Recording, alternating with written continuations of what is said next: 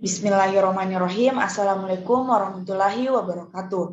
Puji syukur marilah kita panjatkan kehadirat Allah Subhanahu wa taala. Karena berkat rahmat dan hidayahnya lah kita masih diberi kesempatan dan kesehatan. Shalawat serta salam atas junjungan Nabi Muhammad SAW. Baik, langsung saja perkenalkan, nama saya Wisda Wahyuni dengan NIM 7020121053 akan mempresentasikan tentang promosi K3 dan program K3. Promosi K3. Menurut George 1998 dalam Helianti 2009, safety promotion atau promosi K3 adalah suatu usaha yang dilakukan untuk mendorong dan menguatkan kesadaran dan perilaku pekerja tentang K3 sehingga dapat melindungi pekerja, properti, dan lingkungan. Manfaat promosi K3. Yang pertama yaitu bagi pihak manajemen di tempat kerja, peningkatan dukungan terhadap program K3, citra positif tempat kerja yang maju dan peduli keselamatan kesehatan, peningkatan moral staf, penurunan angka absensi karena kecelakaan dan penyakit akibat kerja, peningkatan produktivitas, penurunan biaya kecelakaan dan kesakitan. Yang kedua yaitu bagi pekerja, peningkatan percaya diri, penurunan stres, peningkatan semangat kerja, peningkatan kemampuan mengenali bahaya di tempat kerja dan mencegah penyakit, peningkatan kesehatan individu, keluarga, dan masyarakat sekitar. Tahapan promosi K3, rekognisi promosi kesehatan yang sudah ada. Pada tahapan ini, rekognisi HSE Officer melakukan penilaian terhadap risiko kesehatan dan keselamatan K3 yang ada di tempat kerja, health risk assessment. Tahapan ini ditunjukkan untuk lebih mengenal total risiko kesehatan dan kapasitas kerja seluruh pekerja. Rekognisi mencakup pemeriksaan kebugaran, status gizi, dan tingkat stres pekerja. Hasil dari penilaian risiko antara lain adalah status kesehatan pekerja, identifikasi gangguan kesehatan, dan identifikasi kondisi kesehatan yang memerlukan pemeriksaan lebih lanjut. Data, dukungan, dan informasi yang lain diperlukan dalam tahapan ini adalah aktivitas promosi kesehatan yang ada, persepsi pekerja tentang program aktivitas yang sudah ada, dan prevalensi resiko pekerja. Yang kedua yaitu analisis kebutuhan pekerja mengenali promosi kesehatan. Setelah merekognosi kebutuhan dan resiko yang dialami pekerja dan memfasilitasi kegiatan saling menukar pengalaman dan ide, kita dapat menegosiasikan program promosi kesehatan seperti apa yang dibutuhkan oleh pekerja.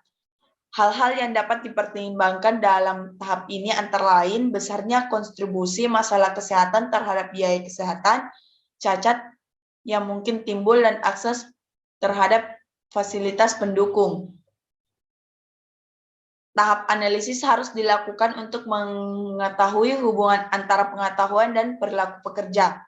Yang ketiga, perencanaan program promosi kesehatan. Setelah merekognosi dan menganalisis, kita sudah dinilai siap untuk melakukan perencanaan program. Perencanaan program harus dikembangkan berdasarkan 4 hal penting. Yang pertama yaitu target perubahan perilaku pekerja yang ingin dicapai setelah program berjalan. Target perubahan diperlukan untuk menentukan keluaran atau output dari program yang sudah dibuat. Yang kedua, proses menuju target perubahan. Pada proses ini menjadi proses penting dalam bagian proses yang sudah direncanakan akan berjalan. Yang ketiga, cara penilaian keberhasilan pencapaian target. Cara penilaian keberhasilan harus dilakukan dengan valid dan reliable agar keluaran program dapat terukur dengan baik. Keempat, cost benefit analysis akan menjadi pendukung utama program. Dana dikeluarkan untuk program harus diperhitungkan secara efektif dan efisien. Yang keempat yaitu komunikasi pada pihak terkait. Untuk menyukseskan program HSE Officer bekerja sama dengan pihak manajemen dan pekerja, hal yang paling penting dalam bekerja sama atau komunikasi, HSE Officer dituntut untuk mampu mengomunikasikan risiko kesehatan yang ada dan tujuan dan manfaat dari program yang direncanakan. Komunikasi yang baik akan mencapai sebuah kesepakatan bersama dalam penyusunan prioritas program dan mendapatkan dukungan dari manajemen tingkat tinggi. Dalam jangka panjang, kesepakatan tersebut dalam menciptakan program yang melibatkan keseluruh anggota organisasi sehingga menjadi lebih komprehensif. Yang kelima yaitu persiapan program promosi kesehatan. Seluruh perencanaan dan komunikasi telah dilakukan, saatnya pemantangan persiapan. Persiapan program meliputi komitmen, SDM atau biasa disebut dengan sumber daya alam, sumber daya manusia, prasarana, dan sarana program. HSE official memerlukan persiapan mengenai susunan organisasi atau tim pelaksanaan dukungan tertulis dari manajemen puncak, sarana dan prasarana promosi, dan melakukan koordinasi efektif dengan aktivitas kesehatan lainnya. Yang keenam yaitu implementasi. Implementasi program dapat dilakukan dengan beberapa metode yaitu sesi kelompok, konsultasi personal, dan praktek perilaku sehat. Sesi kelompok memungkinkan interaksi antara teman sekerja sehingga dapat memberikan dukungan dan meningkatkan pengetahuan, sedangkan sesi konsultasi personal dilakukan untuk pelaksanaan terapi pelaku. Sesi konsultasi dilakukan secara on by one. Metode terakhir adalah praktek perilaku sehat di mana pekerja langsung mempraktekkan apa yang sudah dipelajari. Dalam mempraktekkan perilaku sehat, perlu adanya keterlibatan lingkungan dan orang terdekat seperti keluarga atau teman dekat. Pada prakteknya, pekerja dapat mengurangi pola hidup tidak sehat seperti merokok, gerak badan kurang, dan sering begadang. Yang ketujuh yaitu evaluasi serial. Evaluasi bertujuan untuk melihat apakah dana yang digunakan sudah efisien dan efektif, apakah tujuan program kesehatan tercapai dan menyediakan data untuk menjadi landasan kebijakan selanjutnya. Dan macam evaluasi yang dapat dilakukan adalah evaluasi jangka pendek dan jangka panjang. Evaluasi jangka pendek dilakukan dengan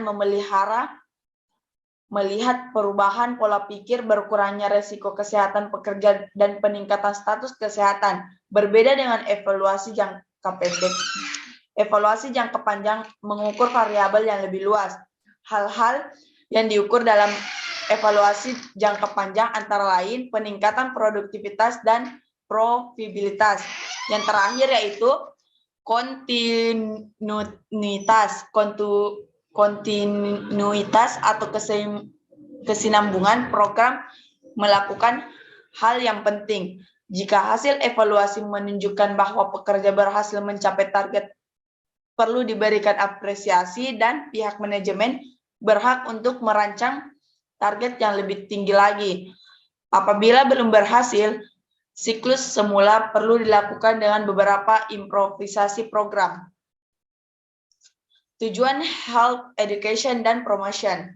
Yang pertama yaitu meningkatkan kesadaran pekerja, yang kedua perubahan gaya hidup yang lebih baik, yang ketiga menciptakan lingkungan yang kondusif atau mendukung terbentuknya dan terpeliharanya gaya hidup sehat.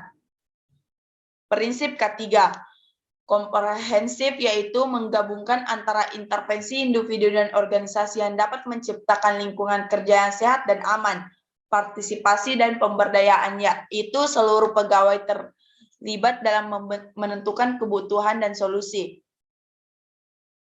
Kerjasama multisektoral, yaitu melibatkan berbagai sektor dan profesional untuk mengatasi faktor-faktor yang mempengaruhi kesehatan.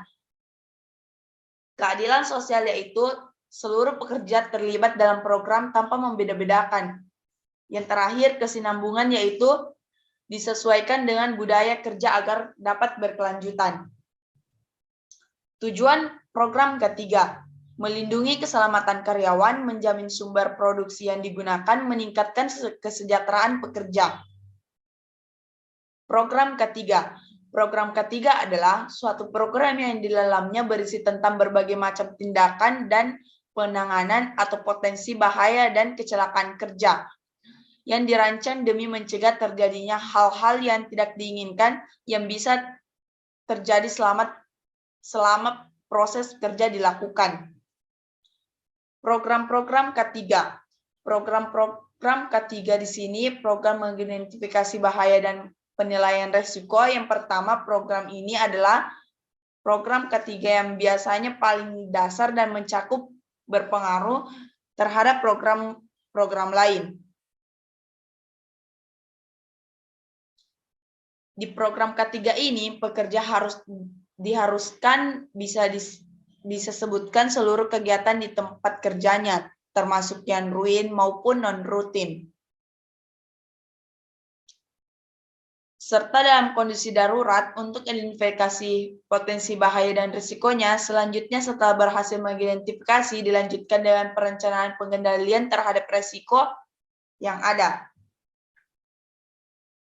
Contoh dari program ketiga, identifikasi bahaya dan penilaian risiko yang paling umum seperti hazard identification, job safety analysis, dan HIRAJ.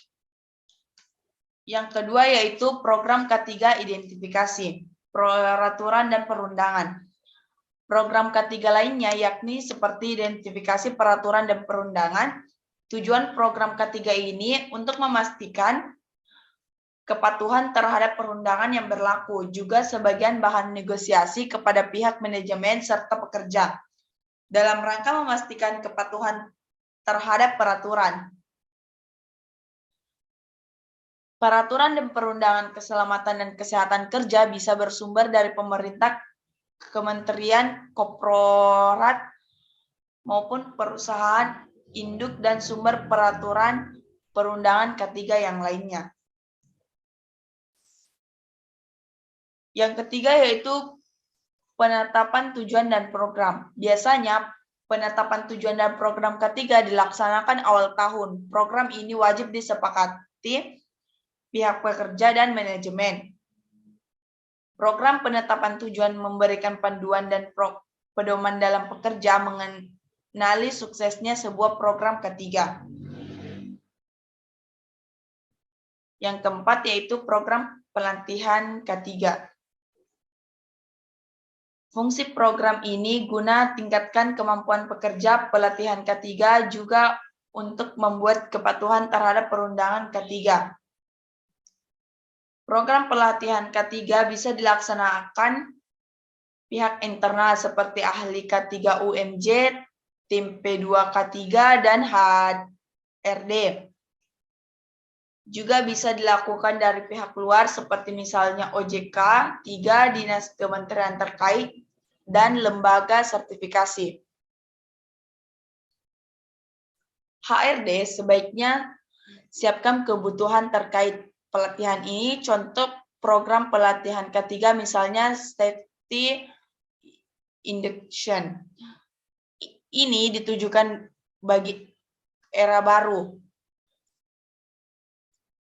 yakni mengenakan alat pelindung diri dan pengenalan bahaya kimia. Pelatihan lainnya dari program ini yakni misalnya pelatihan ahli K3 umum, pelatihan petugas umum K3, hingga pelatihan operator K3. Yang kelima, program media komunikasi. Program ini lebih ditujukan untuk membentuk komunikasi dengan ada pekerja. Bisa membuat sebuah media komunikasi cetak seperti spanduk ketiga maupun media elektronik seperti email maupun WA dengan membuat grup khusus yang misalnya membahas tentang keselamatan kerja. Yang keenam, program Rambu K3. Rambu K3 juga merupakan media komunikasi cukup sederhana namun efektif untuk menyampaikan pesan. Rambu bisa berisi larangan, himbauan pemerintah terkait ketiga. Rambu perlu dipasang di lokasi kerja yang mudah dilihat sehingga pesanku tersampaikan. Nah, Itulah tadi beberapa informasi tentang program-program keselamatan dan kesehatan kerja K3. Program-program ini bisa diterapkan di berbagai tempat kerja seperti pabrik, rumah sakit, gudang, hingga sekolah, dan di berbagai lokasi lainnya. Dengan adanya program K3 yang disusun matang dan diaplikasikan dengan baik, maka ini akan menjadi salah satu cara agar keselamatan dan kesehatan kerja di lingkungan kerja dapat diimplementasikan dengan sebaik-baiknya. Semoga informasi ini bermanfaat. Terima kasih. Baik, itulah tadi hasil presentasi dari saya. Kurang lebihnya mohon dimaafkan. Wabillahi taufiq wal hidayah. Wassalamualaikum warahmatullahi wabarakatuh.